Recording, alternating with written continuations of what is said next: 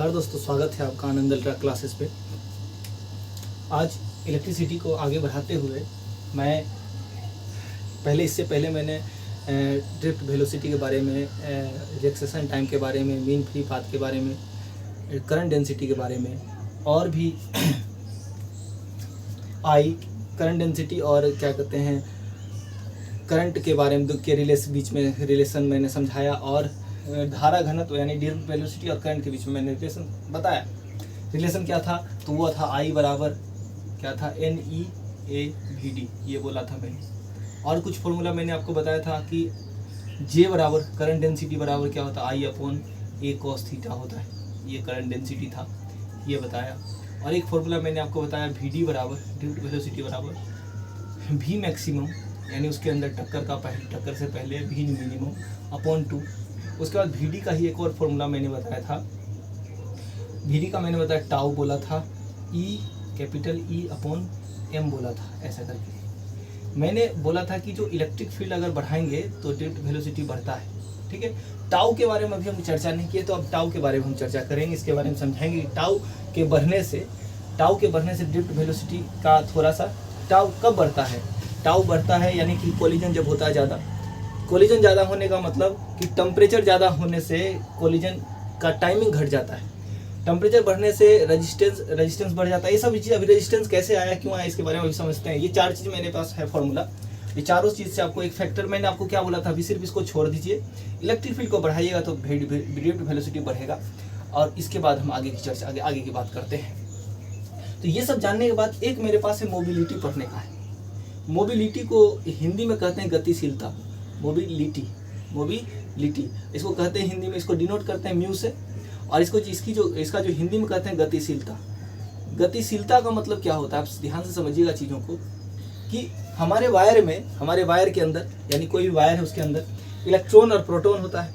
Electron और proton दो element है, चार्ज कैरियर है, जो चार्ज को मतलब जो एनर्जी को एक जगह से दूसरी जगह तक ले जाता है। लेकिन मैंने आपको बताया कि मोबिलिटी का मतलब क्या होता है, एक जगह से दूसरी जगह तक। कौन पहले? मोबाइल, मतलब मोबाइल पुलिस होता है। मोबाइल का मतलब क्या होता है कि वैसा पुलिस जो हमेशा चलता रहता हो, हमेशा मूव करता रहता है, उसको कहते हैं मोबिलिटी। अब देखिए उसी तरह से बोलता है कि इलेक्ट्रॉन और प्रोटॉन में कौन सबसे ज़्यादा मोबिलिटी, कौन मोबाइल है जो सबसे ज़्यादा, तो बोलेंगे सबसे ज़्यादा गतिशीलता किसमें, इलेक्ट्रॉन में होता है।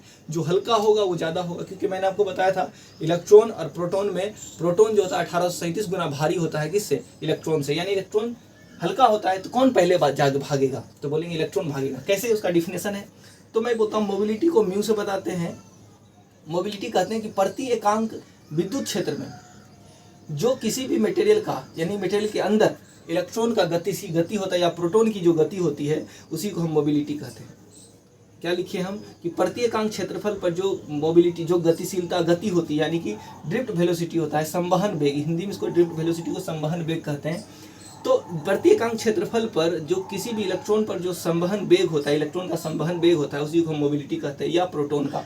अब आप बताइए कि मोबिलिटी कैसे डिपेंड करता है ड्रिफ्ट वेलोसिटी पर। यानी इसका मतलब है कि अगर आप क्या कर रहे हैं, अगर आप इलेक्ट्रिक फील्ड को फिक्स कर दिए मतलब भाई 10 न्यूटन पर कूलम आप लगा रहे हैं। अगर 10 न्यूटन पर कूलम लगा रहे हैं कहीं पर, अब आप क्या देख रहे हैं कि इलेक्ट्रॉन भाग गया 5 मीटर पर सेकंड से, मान के चलते हैं, और प्रोटॉन भाग गया जो कहते हैं 2 मीटर पर सेकंड से। तो मैं बोलूँगा किसका मोबिलिटी ज़्यादा है, तो बोलेंगे इलेक्ट्रॉन का है, और ये प्रोटॉन का है। तो इलेक्ट्रॉन का मोबिलिटी ज़्यादा होता है। मान लीजिए सेम फोर्स लगाए, एक आगे बढ़ गया, तो कौन सबसे, किसमें ज़्यादा मोबाइल करने का, किसमें चलने का पावर ज़्यादा है, तो बोलेंगे मतलब इलेक्ट्रॉन में। तो इलेक्ट्रॉन और प्रोटॉन में किसकी मोबिलिटी ज़्यादा होती है, तो बोलते हैं इलेक्ट्रॉन का। कैसे ज़्यादा होता है, देखिए अभी आपको मैंने बोला कि जो VD/E है, देखिए यहाँ से भी आप बता सकते हैं। आपको मैंने ये बताया था फॉर्मूला, ये फॉर्मूला। अब VD का मैंने रिलेशन बनाया था E से, तो VD बराबर मैंने बोला था E, capital E tau upon M, है ना। तो VD/E, VD को E को इधर लाइए, VD/E क्या कहलाता है, E टाउ अपॉन M। तो VD/E क्या कहलाता है, मोबिलिटी बराबर होता है E into tau upon M मास। देखिए इलेक्ट्रॉन पे चार्ज भी उतना ही होता है, प्रोटॉन पे चार्ज उतना ही होता है। टाउ मतलब, इसको मैं अभी, टाउ का मतलब क्या है, रिलैक्सेशन टाइम। अगर टेम्परेचर को मैं कांस्टेंट कर रखा हूँ, टेम्परेचर, ये टाउ टाइम है याद रखिएगा, और टेम्परेचर इसको कहते हैं। टेम्परेचर मेरा कांस्टेंट है मान लिया जाए, अगर टेम्परेचर कांस्टेंट है तो टाउ नहीं बदलेगा, ठीक है। टेम्परेचर बदलने से टाउ बदलता है, मैं क्यों बदलता है टेम्परेचर पर डिपेंड करता है, मैं ये बताऊंगा। अभी आप सिर्फ ये जानिए कि टेम्परेचर के बदलने से टाउ बदल देगा। तो इसको मैं अभी टेम्परेचर को कांस्टेंट कर रखा हूँ, तो टाउ भी कांस्टेंट है। तो आप देखिएगा कि इलेक्ट्रॉन पर चार्ज उतना ही होता है, इलेक्ट्रॉन का मास है ये मास, जिसका ये मास क्या है इलेक्ट्रॉन का। उसी तरह से अगर मैं इसको प्रोटॉन की बात करूंगा तो म्यू बराबर वही होगा, म्यू प्रोटॉन भी चार्ज उतना ही होता है, टाउ वही होगा। अब होगा मास ऑफ प्रोटॉन। तो आप क्या देख रहे हैं कि मोबिलिटी जो होता है इनवर्सली प्रोपोर्शनल है 1 मास के, यानी जिसका मास कम होगा, जिसका मास क्या होगा कम होगा, उसकी मोबिलिटी ज़्यादा होगी। मोबिलिटी का मतलब होता है मोबाइल करना, चल जाना, मूव कर जाना, है ना। तो जिसकी वजन कम होगा, जिसका वजन कम होगा उसकी मोबिलिटी ज़्यादा होती है। तो मास ऑफ इलेक्ट्रॉन, इलेक्ट्रॉन का जो वजन होता है वो बहुत ही कम होता है प्रोटॉन के रिस्पेक्ट में। इस कारण से इलेक्ट्रॉन पहले भागता है, इलेक्ट्रॉन पहले भागता है। इस कारण से हम इसको कहते हैं इलेक्ट्रॉन की मोबिलिटी ज़्यादा होती है, किसके रिस्पेक्ट में, प्रोटॉन के ज़्यादा, प्रोटॉन के रिस्पेक्ट में। तो ये चीज़ हमको समझ में आया। मोबिलिटी किसको कहते हैं कि प्रति एकांक क्षेत्रफल पर जो भी किसी इलेक्ट्रॉन की गतिशीलता या प्रोटॉन की गतिशीलता होती है, गति होती है, उसी को हम मोबिलिटी कहते हैं, ठीक है। तो मोबिलिटी समझ में आया। तो मोबिलिटी का अर्थ समझ में आया कि मोबिलिटी जिसका मास कम ज़्यादा होता है उसका मोबिलिटी कम, जिसका मास कम होता है उसका मोबिलिटी ज़्यादा होता है, ठीक है। तो मोबिलिटी भी एक फॉर्मूला आपके सामने हो गया। अच्छा, मोबिलिटी कैसा राशि है, तो बोले मोबिलिटी एक अदिश राशि है। अब देखिए इसका एसआई मात्रक क्या होता है, तो बोलेंगे इसका क्या VD है, तो VD बराबर आप जानते हैं, इसका एसआई मात्रक मैं निकालता हूँ। मोबिलिटी का जो एसआई फॉर्मूला मैं इधर लिख देता हूँ, VD/E होता है एक फॉर्मूला। एक मोबिलिटी का इसी से आप बना सकते हैं, इसी को बना सकते हैं, क्या लिखेंगे, E τ/ मास ऑफ इलेक्ट्रॉन, ठीक है। ये भी फॉर्मूला हो गया एक तरह से मोबिलिटी का। अब आप एक चीज़ समझ सकते हैं, मोबिलिटी का अभी मैंने क्या बोला, मोबिलिटी का हमको एसआई यूनिट चाहिए। एसआई यूनिट कैसे निकालेंगे, तो VD का मतलब होता है चाल, चाल का होता है मीटर पर सेकेंड, और इलेक्ट्रिक फील्ड होता है वोल्ट पर मीटर भी होता है। आप जानते हैं इलेक्ट्रिक फील्ड का एसआई मात्रक वोल्ट पर मीटर भी होता है, न्यूटन पर कूलम भी होता है, आपकी मर्जी जो रख सकते हैं, ठीक है। तो इसको लिख सकते हैं क्या, मीटर स्क्वायर पर वोल्ट सेकेंड, मीटर स्क्वायर पर वोल्ट सेकेंड होता है किस चीज़ का ऐसा यूनिट, तो बोलेंगे मोबिलिटी का ऐसा यूनिट, है ना, बन सकता है एक तरह से। तो मीटर स्क्वायर वोल्ट सेकेंड होता है, तो याद रखिएगा मोबिलिटी का ऐसा ही मतलब, ठीक है। तो आपको मोबिलिटी भी समझ में आ जाना चाहिए। तो बोलेंगे अगर किसी वायर में इलेक्ट्रॉन और प्रोटॉन है तो किसकी मोबिलिटी ज़्यादा होती है, तो बोलेंगे इलेक्ट्रॉन की मोबिलिटी ज़्यादा होता है। तो हमको ये सी याद हो गया कि इलेक्ट्रॉन भारी कि प्रोटॉन भारी, तो बोले प्रोटॉन भारी, तो किसकी मोबिलिटी ज़्यादा, तो बोलेंगे इलेक्ट्रॉन का ज़्यादा, क्योंकि जो भारी होता है वो धीरे चलता है। यही कारण है कि हमारे वायर में जब कोई इलेक्ट्रिक करंट चलता है, करंट के बारे में बोलते हैं तो हम क्या बोलते हैं कि हमने बोला कि भाई इलेक्ट्रॉन ऐसे चलेगा तो करंट ऐसे बोलेंगे। क्यों बोलेंगे, क्योंकि दुनिया में हर चीज़ क्या चाहता है, हर चीज़ सोचता है कि मैं स्थिर हूँ बाकी सब चल रहा है। जैसे कार में हम बैठ जाते हैं तो हमको लगता है कि हम स्थिर हैं, हमारे साथ वाला सब स्थिर है, बाकी दुनिया चल रही है। लेकिन जो दुनिया बाकी जो आसपास में जो पेड़ है, दूसरा कार है, वो चलती हुई दिखती है हमको। लेकिन जस्ट उसके बगल में हम क्या देखते हैं, उसके बगल में जो आदमी बाहर में खड़ा होता है उसको क्या लगता है कि हम रुके हुए हैं, कार चल रही है। तो एक दूसरे के रिस्पेक्ट में रिलेटिव स्पीड समझता है। तो हम क्या समझते हैं कि इलेक्ट्रॉन जब उधर चलता है ना, तो हमको क्या लगता है प्रोटॉन भाग रहा है इधर की तरफ, तो हम इलेक्ट्रॉन पे खड़े हो जाएं तो हमको क्या लगता है हम रुके हुए, बाकी सब चल रहा है। तो हम करंट किसको कहेंगे, तो बोले भाई इलेक्ट्रॉन के डायरेक्शन को, या इलेक्ट्रॉन जो हमको दिखता है, इलेक्ट्रॉन पे खड़ा होकर जो हम देखेंगे उसको। तो बोले इलेक्ट्रॉन पे जो हम खड़ा हो जाते हैं ना, तो इलेक्ट्रॉन तो चलता है लेकिन हमको क्या दिखता है, तो बोले हमको दिखता है प्रोटॉन चलता हुआ। इसलिए हम क्या बोलते हैं, प्रोटॉन के डायरेक्शन में करंट चल रहा है, ठीक है। एक कंसेप्ट है ये, इसको मान लिया गया है कि भाई इलेक्ट्रॉन इधर चलेगा तो करंट उधर की तरफ, उस इलेक्ट्रॉन के जस्ट अपोजिट चलेगा, यही रीजन है, ठीक है। तो ये समझ में आ गया आपको करंट का। अब हम समझते हैं ओम्स लॉ, ठीक है। इसका बहुत इंपॉर्टेंट है अभी इस चारों पांचों फॉर्मूला का ओम्स लॉ में। ओम्स लॉ देखिए आप 10th में भी पढ़े होंगे, लेकिन ओम्स लॉ को हम एक्सप्रेस करते हैं, लेकिन साथ साथ में हम ओम्स लॉ को एक्सप्रेस करते हैं 2-3 चीज़ों में भी। इलेक्ट्रॉनिक्स के आधार पर भी हम इलेक्ट्रॉन को ओम्स के नियम को प्रूव करते हैं। तो सबसे पहला नंबर, हम ओम का नियम क्या कहते हैं कि ओम का नियम कहता है क्या, कि यदि किसी वायर में, धारावाही तार में, अगर आप पोटेंशियल डिफरेंस लगाते हैं, किसी के बीच में पोटेंशियल डिफरेंस करते हैं, यानी पोटेंशियल वोल्टेज में अंतर करते हैं, तो उसके अंदर जो रजिस्टेंस होता है, प्रतिरोध होता है, उसमें जो करंट चलता है वो वोल्टेज के समानुपाती होता है। क्या बोला गया, हम क्या बोला कि यदि किसी ओम के नियम में क्या कहता है कि ताप को अगर आप कांस्टेंट कर दिए, क्या कर दिए, ताप को आप टेम्परेचर को कांस्टेंट कर देते हैं, तो टेम्परेचर कांस्टेंट हो जाने पर कि यदि किसी तार में प्रवाहित होने वाली धारा तो वो चालक के क्या होता है, चालक के प्रतिरोध के जो अक्रॉस वोल्टेज होता है उसके समानुपाती होता है, यानी कि वोल्टेज के समानुपाती होता है करंट, यानी voltage directly proportional to the current. तो voltage directly proportional to the current होता है, तो वोल्टेज जब हटता है यानी समानुपात के चिन्ह हटता है तो आई साथ में आर आता है। यदि किसी चालक में प्रवाहित होने वाली धारा चालक के सिरों के बीच के विभवांतर के क्या होते हैं, समानुपाती होता है ना। तो वही बोला गया, वोल्टेज क्या हो गया, डायरेक्टली प्रोपोर्शनल होता है करंट के, तो वही बराबर होता है आई इंटू आर। तो आर जो होता है ना, आर कांस्टेंट है, इस आर के बारे में ही पूरा कहानी है हमको पढ़ना। ये कांस्टेंट है, आर क्या है, एक प्रकार का कांस्टेंट है जिसे चालक का प्रतिरोध कहते हैं, जिसे क्या कहते हैं, चालक का प्रतिरोध कहा जाता है, प्रतिरोध कहा जाता है, ठीक है।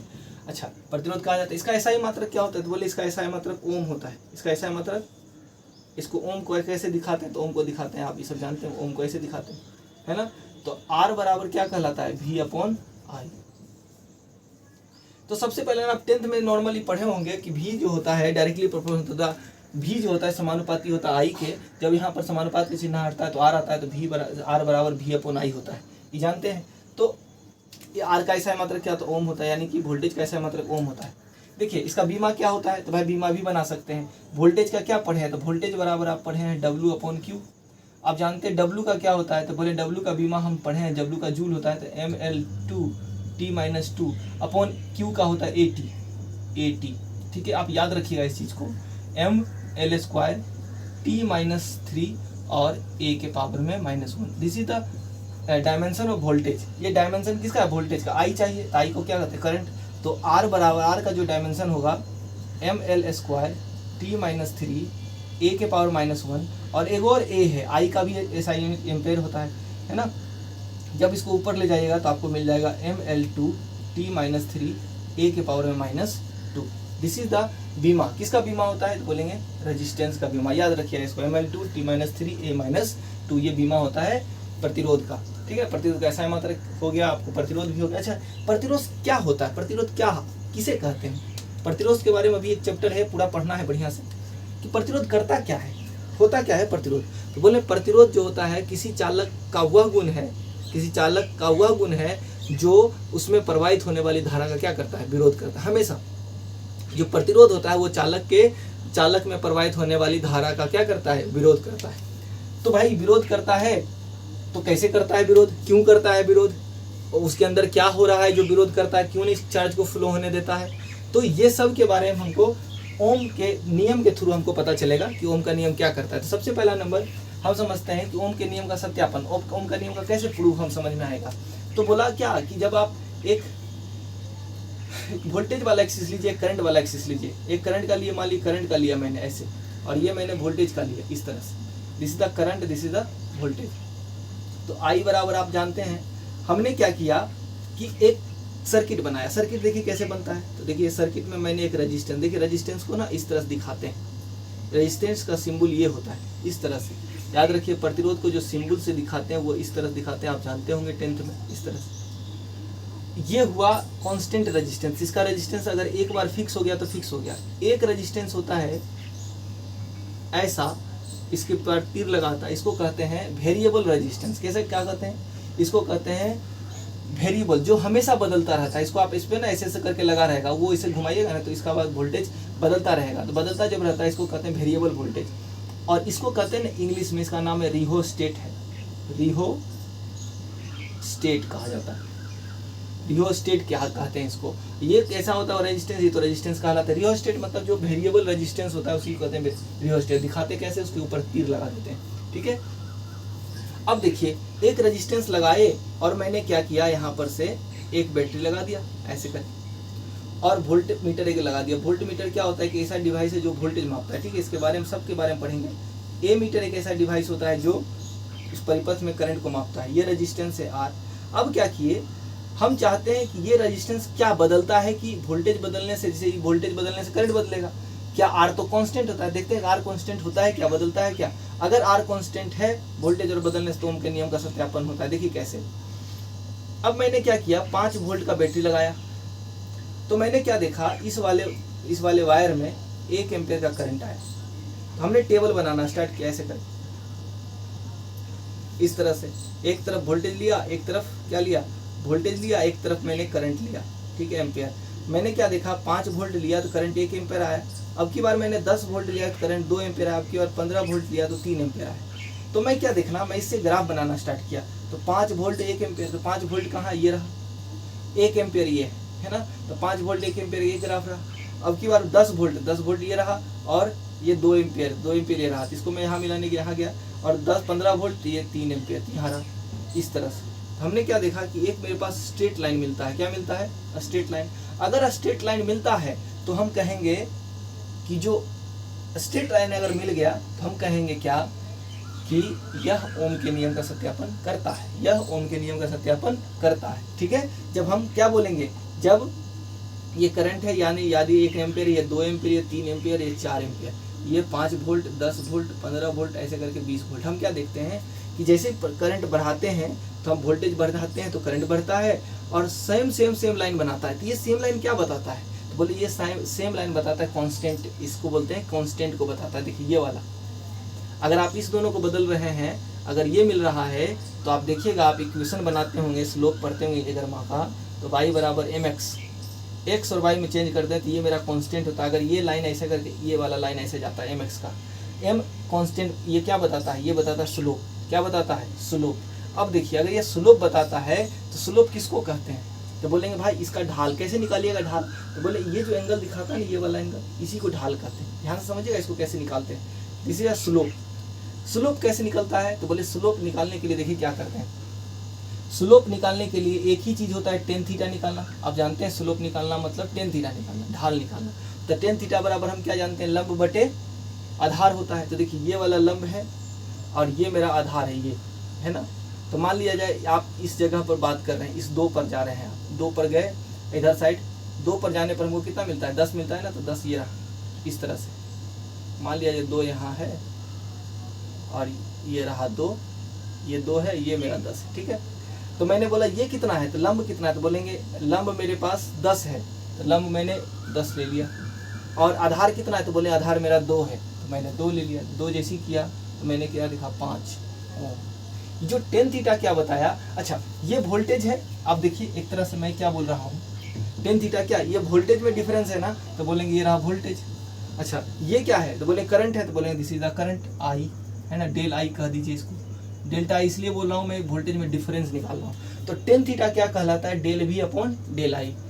तो अच्छा भी अपॉन आई को क्या कहते हैं, आप देखिए भी अपॉन आई को क्या कहते हैं, बोलेंगे रेजिस्टेंस। तो इसका मतलब भी अपॉन आई का मतलब टेन थीटा, टेन थीटा ही मेरा रेजिस्टेंस है। इधर साइड आप आर लिख दीजिए तो आर बराबर ही मेरा टेन थीटा हो जाएगा, आर बराबर ही मेरा टेन थीटा। जैसे आर बराबर मेरा टेन थीटा होगा तो यानी कि आप इसका स्लोप निकाल लीजिए, जो स्लोप आएगा वही आपका रेजिस्टेंस होगा। कोई भी ग्राफ का क्वेश्चन आपको दे देगा तो इस तरह से आप क्या कहिएगा, जो भी मेरा टेन थीटा होगा वही मेरा स्लोप हो जाएगा। कब, जब इधर वोल्टेज हो और ये मेरा क्या हो, ये मेरा करंट हो। अगर ऐसा सिचुएशन मिलता है तो हमको ओम का नियम का सत्यापन हो जाता है। अगर आपको लाइन ऐसा कांस्टेंट मिलता चला गया, कांस्टेंट मिलता चला गया, इसका मतलब है कि ये ओम के नियम का पालन करता है, ओम के नियम का पालन करता है, यानी वोल्टेज डायरेक्टली प्रोपोर्शनल करंट होगा। अगर ऐसा नहीं हुआ, रेजिस्टेंस को आप घटा बढ़ा रहे हैं, हर बार वोल्टेज बदलने से ये बदल जा रहा है, तो पक्का बात है कि ये दोनों सेम समानुपात नहीं रहेगा। अगर ये दोनों समानुपात नहीं है तो ओम का नियम का पालन नहीं हो पाता है। याद रखिएगा, पहला नियम क्या कहता है ओम के नियम में, सबसे पहला नंबर टेम्परेचर कांस्टेंट रखिए। टेम्परेचर, प्रेशर, ये सब क्या फिजिकल क्वांटिटीज, आप जो टेम्परेचर प्रेशर है ये सबको बदल ये मत। अगर आप नहीं बदलते हैं तब ये आपके समानुपाती होगा, उसने बोला था। अगर आप इसको बदल देते हैं तो ये समानुपाती वाला काम नहीं होगा। आप रेजिस्टेंस चाहे कितना ओम का लगा दिए, याद देखिए रेजिस्टेंस एक कांस्टेंट है, 10 ओम का फिक्स कर दिए वहाँ पर। वोल्टेज बढ़ाइए रेजिस्टेंस बढ़ेगा, वोल्टेज बढ़ाइए रेजिस्टेंस बढ़ेगा। ये सेम टू सेम उसी के जैसा है जैसा मैंने कैपेसिटर में आपको बताया था। कैपेसिटर में 2 लीटर का डब्बा है आपके पास, उस वाले में अगर आप चार्ज भरिएगा तो वोल्टेज बढ़ेगा, चार्ज भरिएगा वोल्टेज बढ़ेगा, चार्ज भरिएगा वोल्टेज बढ़ेगा। लेकिन 2 लीटर का डिब्बा 2 लीटर ही रहेगा। उसी तरह से ये भी है, एक रेजिस्टेंस कांस्टेंट है, इसमें आप वोल्टेज बढ़ा रहे हैं तो करंट बढ़ रहा है, वोल्टेज बढ़ा रहे हैं करंट बढ़ रहा है, वोल्टेज बढ़ा रहे हैं करंट बढ़ रहा है, लेकिन रेजिस्टेंस का कुछ नहीं होने वाला, रेजिस्टेंस कांस्टेंट रहता है। अगर किसी कंडीशन में रेजिस्टेंस को आप आगे पीछे आगे कर दिए तो फिर तो वो वाला काम जिस तरह से वो बढ़ रहा था वो बढ़ेगा नहीं, कुछ घट जाएगा कुछ बढ़ जाएगा, ये अलग बात होता है। तो ये जो सीधा रेखा क्या बताता है, ये बोलता है ओम के नियम का सत्यापन करता है, ओम के नियम का सत्यापन करता है कि जितना आप अगर वायर अगर आपका सीधा रहेगा, मतलब ये ग्राफ आपका सीधा रहेगा, इसका मतलब है कांस्टेंट है। तो हमको क्या समझ में आता है कि भाई टेन थीटा भी अपॉन आई वाला अगर ग्राफ इधर भी है इधर आई है अगर है तो वही मेरा टेन थीटा कहलाएगा, जो टेन थीटा वही।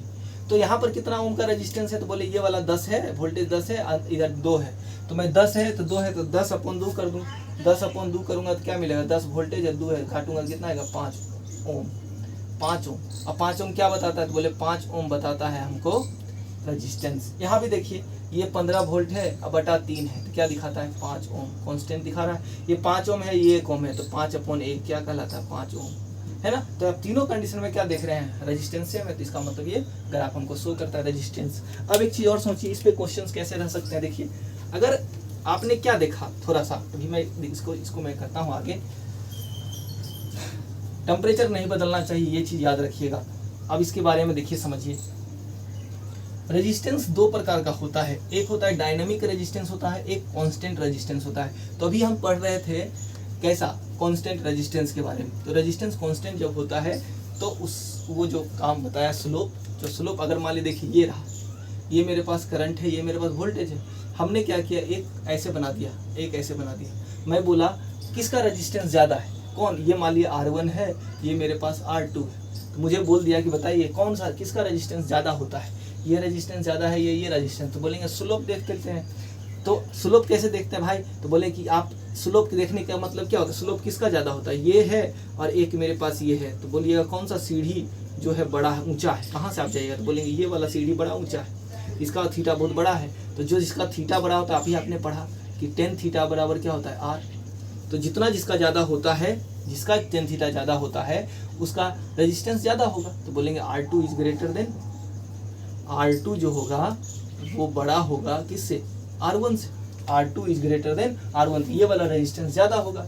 अब एक चीज़ समझ में आता है हमको, अब की बार क्या किया एक आदमी ने, आप तो पढ़ के ये गए, अब एक आदमी ने बोला ये वोल्टेज है ये करंट है, ये वोल्टेज है ये करंट है, और इस पे ऐसे बना दिया इस तरह से, ये R1 है सॉरी ये R2 है ये R1, ऐसा कर दिया। तो बोला बताइए अब क्या रेजिस्टेंस हो जाए, अब कितना रेजिस्टेंस होगा, तब बोलेंगे अब क्या होगा R1 बड़ा होगा R2 से। काहे, तो देखिए अब देखिए ये करंट है ये वोल्टेज, अब आप जब परपेंडिकुलर खींचेंगे यहाँ पर तो आप बोलिएगा टेन थीटा जब निकालने गए जाइएगा तो टेन थीटा वाला बराबर लिखिएगा लंब मेरा एक करंट है ना, तो कल लिखिएगा डेल आई अपॉन आधार मेरा वोल्टेज है तो डेल भी। तो बताइए आपने क्या पढ़ा था, आपने पढ़ा V अपॉन आई बराबर R होता है, यहाँ पर तो I अपॉन V है, तो टेन थीटा बराबर क्या हो जाएगा आपका I अपॉन V, क्या कहलाएगा I अपॉन V, इसको कह देंगे 1 अपॉन R, यानी कि R बराबर क्या हो जाएगा तो 1 अपॉन टेन थीटा। अब यहाँ पर देखिए उल्टा हो गया, इसका थीटा ज़्यादा होगा उसका रेजिस्टेंस कम होगा यहाँ पर। तो देखिए किसका थीटा ज़्यादा, R2 का, तो R2 का थीटा ज़्यादा है, बहुत ज़्यादा ऊपर है, तो इसका मतलब रेजिस्टेंस कम हो गया, रेजिस्टेंस क्या हो गया कम हो गया। अगर रेजिस्टेंस कम हो गया तो ये वाला R2 का रेजिस्टेंस कम होता है R1 से। देखिए इसी तरह ये सही आंसर है ना, ये दोनों सही आंसर है, इसके बारे में समझ में आ गया। तो इस तरह से क्वेश्चंस भी आपके रह सकते हैं। तो ये मेरा कांस्टेंट रेजिस्टेंस होता है। एक होता है डायनामिक रेजिस्टेंस, ठीक है, जो ओम के नियम का पालन नहीं करता है। देखिए किस तरह से हम करते हैं, इसको हटाते हैं, इसके बाद देखिए डायनामिक रेजिस्टेंस क्या होता है, इसके बारे में थोड़ा सा देख लेते हैं। डायनेमिक मतलब होता है जो बदलता रहता है ना, गति में एक प्रकार का रेजिस्टेंस है जो बदल जाता है, हर जगह अपना अपना रेजिस्टेंस चेंज करता है। जैसे देखिए ये मैं थोड़ा सा समझाने की कोशिश करता हूँ, इसको देखिएगा, स्लोप के आधार पर है, ये ऐसे करके ऐसे चला गया, तो मैं बोलूँ ये रेजिस्टेंस कैसा है, तो बोलेंगे ये रेजिस्टेंस हर बार बदल रहा है। देखिए कांस्टेंट है, कांस्टेंट का मतलब होता है सीधे होना। तो यहाँ पर जो रेजिस्टेंस आपको मिलेगा, अगर मान लीजिए वोल्टेज है, दिस इज द करंट, तो परपेंडिकुलर लंब बटे आधार होगा। तो देखिए तो टेन थीटा पता करने के लिए आपको फिर से स्लोप निकालना पड़ेगा। स्लोप कैसे निकालिए, तो यहाँ पर एक पॉइंट लीजिए और एक यहाँ पॉइंट लीजिए। देखिए इस जगह पर आप देखिएगा, ये मेरा कुछ पॉइंट होगा, इस जगह पर ये वाला पॉइंट होगा, इस जगह पर ये पॉइंट होगा होगा एक्स और वाई का वैल्यू। अगर आप इस दोनों पॉइंट को देख रहे हैं, अगर आप इस पॉइंट को अगर मिलाते हैं, ये आप एक ग्राफ बनाते हैं इस तरह से, तो आप क्या देखते हैं, एक प्रकार का त्रिभुज बना हुआ है। अगर इसको छोटा कीजिएगा ना तो आपको टेंजेंट सीधा लाइन मिलेगा, यानी कि कर्व समकोण त्रिभुज मिलेगा, ठीक है, मिलेगा। तो जो टेंजेंट आप खींचेगा, ऐसे करके टेंजेंट खींचते हैं तो थीटा होता है, तो टेन थीटा बराबर आप क्या बोलिएगा, ये लंब, ये आधार। तो लंब देखिए क्या है, voltage dv upon di del I लिखिएगा, ये मैं छोटा करके बना रहा हूँ, ठीक है। तो टेन थीटा बराबर डेल है, तो tan theta v upon I को टेन थीटा क्या कहेंगे, सीधा r, सीधा r। सारा फॉर्मूला वही है, सेम टू सेम उसी जैसा बनता है, लेकिन बशर्ते अंतर क्या होता है, यहाँ पर देखिए r आया, टेन थीटा आया।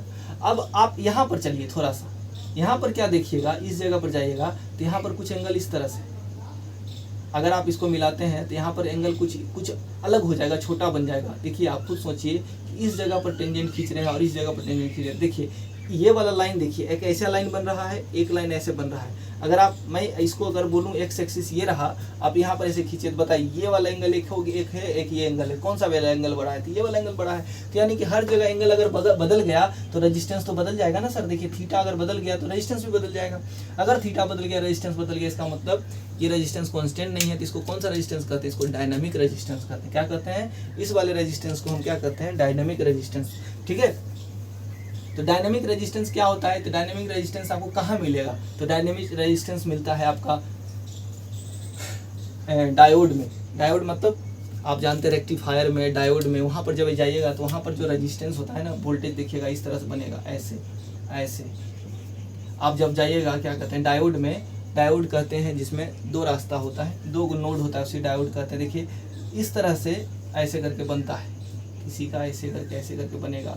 तो इस तरह में क्या देख रहे हैं, कांस्टेंट होने का मतलब सीधा होना चाहिए, कांस्टेंट यहाँ नहीं मिलेगा आपको, देखिए हर बार अलग अलग मिलता है। तो इस तरह के जो नियम ग्राफ क्या कहलाते हैं, नॉन ओमिक ग्राफ है। क्या है, नॉन ओमिक। वैसा वाला ग्राफ रेजिस्टेंस जो ओम के नियम का पालन करता है उसे हम ओमिक कहते हैं, जो नहीं करता है उसे नॉन ओमिक कहते हैं। यानी सीधा जो लाइन होगा वो रेजिस्टेंस क्या कहलाएगा, ओमिक। जो इस तरह से एड़ा टेढ़ा होगा वो वाला क्या कहलाएगा, नॉन ओमिक, ठीक है। तो रेजिस्टेंस के बारे में इतना सब समझे।